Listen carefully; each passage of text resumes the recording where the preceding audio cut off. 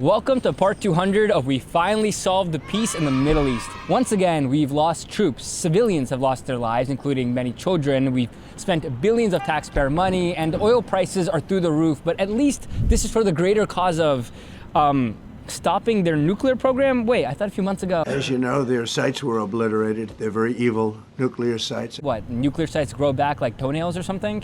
Okay, maybe this is because of the oil. We will never allow even a single liter of oil to pass through the Strait of Hormuz for the benefit of the United States. Oh, perfect, yeah. 20% of the world's oil supplies go through this tiny strait called the Strait of Hormuz, and Iran shut it down because of course they did, and we didn't see that coming because of course we didn't, and now our oil supplies are way worse because of this attack. But hey, at least we killed that evil supreme leader, and now this entire evil regime is gonna collapse. Iran is structured for longevity. The regime is still operating as designed. You know, it feels like every few months or years, Iran is just back in the headlines, and on behalf of America, I just wanna ask, what is Iran and why am I fighting it?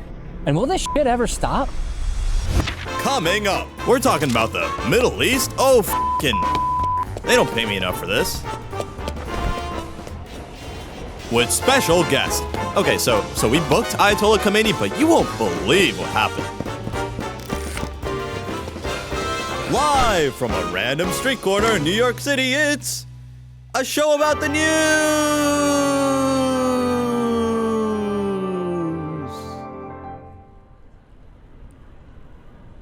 Iran, I'm right here. Okay, enough jokes. Time to talk about man-made horrors beyond human comprehension.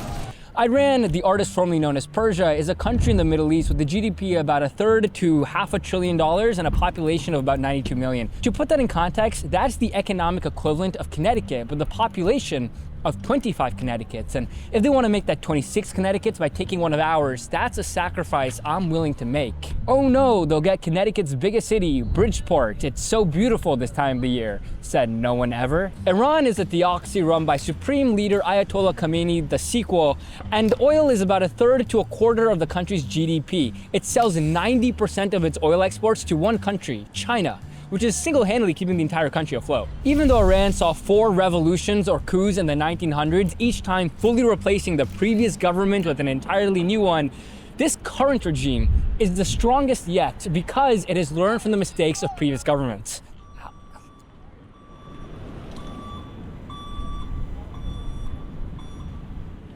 Sorry, Brush, but you know, I gotta work too. I know, I get it, man. Throughout Iranian history, power has been very fractionalized, with different tribes and groups getting power over specific regions. And the only way Persian Shahs were able to maintain power over the country is because of a vast array of alliances with these tribal leaders and businessmen and religious clergy. If one government tried to centralize control, they faced a lot of pushback. And this makes the country ripe for revolutions and coups because there's so many political factions vying for power. It's like if the succession kids were Iranian warlords. Is that okay?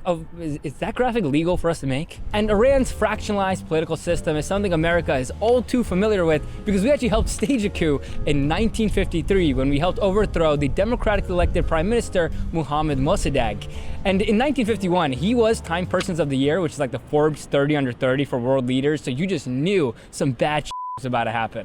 After Mossadegh came to power, he centralized a lot of control from the Shah, who was technically still in control. He dissolved the parliament and started leading the country by decree, kind of like a dictator.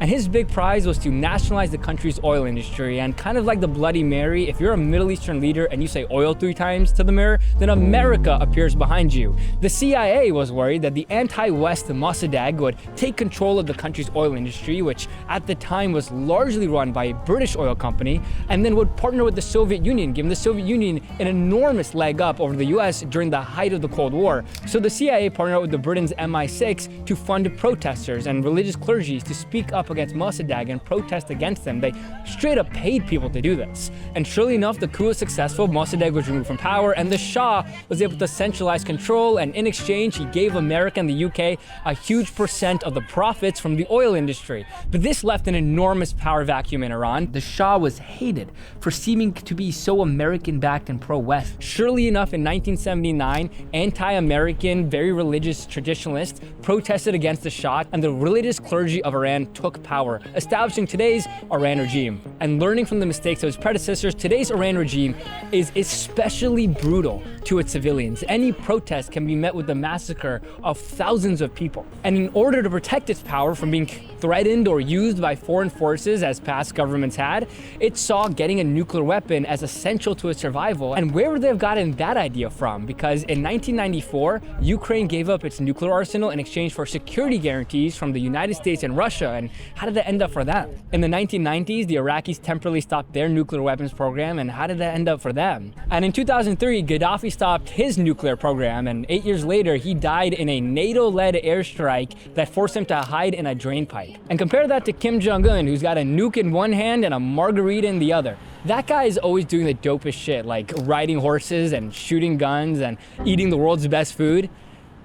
We don't actually have a picture of that, but we're just making some educated guesses here at a show about the news. So yeah, Iran looked around, realized it was the most sanctioned country in the world, and wanted a nuclear weapon. But that posed an existential threat to two American allies, Saudi Arabia, which has fought numerous proxy wars against Iran in the Middle East, and to Israel, which Iran calls the Little Satan. But Iran has its own demands too, and even though the West doesn't really get much of its oil from the Middle East anymore, developing a nuclear weapon has been an enormous bargain chip that let it do the impossible. It got the United States, China, and Russia to come to a table and agree on something.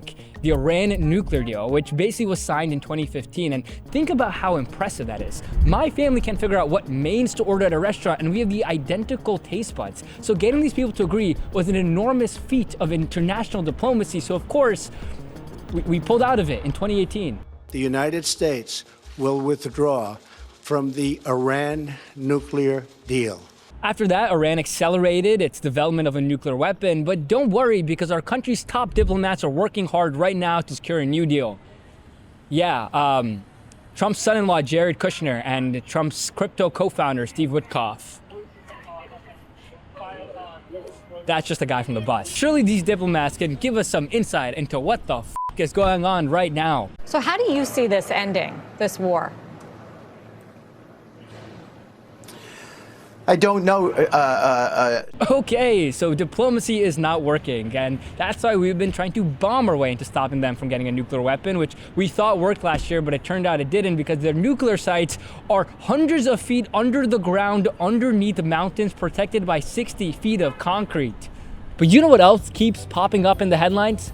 Your personal data, because every few years it feels like there's just a new major leak. And holy crap, guys, it's probably because it is completely legal for data brokers to collect and sell your personal data, exposing you to risks like identity theft and harassment and strangers online finding your home address or more. And that's why I trust today's sponsor, Delete Me, to remove my personal data online. They have been the industry expert in doing this for 15 years, which, based on how much facial hair I can grow, is my whole lifetime. And I'm not just saying this because they're today's sponsor. We have been using their services at Morning Brew since before they partnered with us on this video. It's never been more dangerous to have your personal info out there on the internet. There's AI voices out there that can mimic your voice and then call up your grandma, which means using Delete Me to remove your family's contact information is so important. You and your family's information could be readily available on a People search site and you don't even know about it. Oh, and Delete Me doesn't use any third parties, which means any data they find of you online and remove stays completely safe. And that's why Delete Me is used by tons of important people like judges, election workers, medical providers, and this is their words, podcast hosts. Yeah, we're all saving the world equal amounts. Get 20% off Delete Me's consumer plans when you go to joindeleteme.com/ashow20 and use code ashow20 at checkout. That's joindeleteme.com/ashow20 and use code ashow20. Okay, back to the show.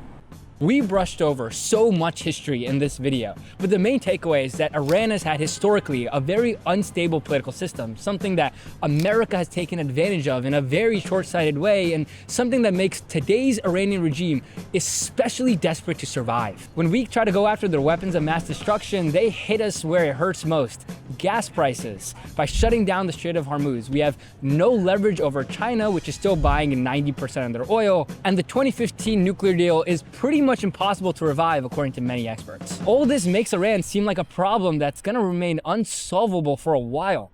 So I'll see you guys soon in part 201 of Solving Peace in the Middle East. And do you have any word about how it's going to go that time?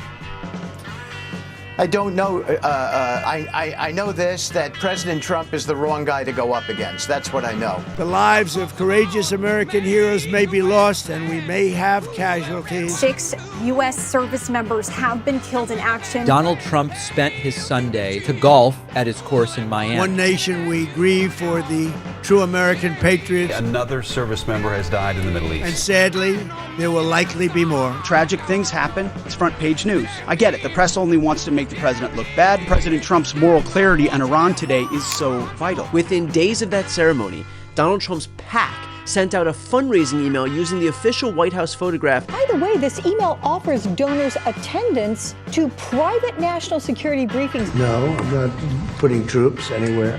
If I were, I certainly wouldn't tell you.